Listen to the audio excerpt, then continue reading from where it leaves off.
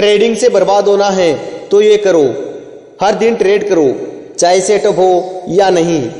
बिना stop loss के trade लो, risk management को इग्नोर करो, जल्दी करोड़पति बनने की सोच रखो, दूसरों के सिग्नल बिंदास फॉलो करो।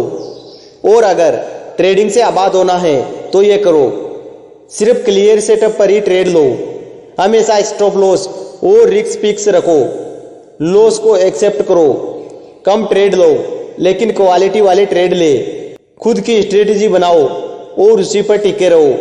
चॉइस आपकी है, क्या करना है।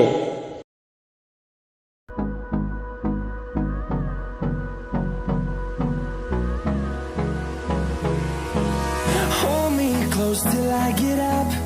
Time is barely on our side.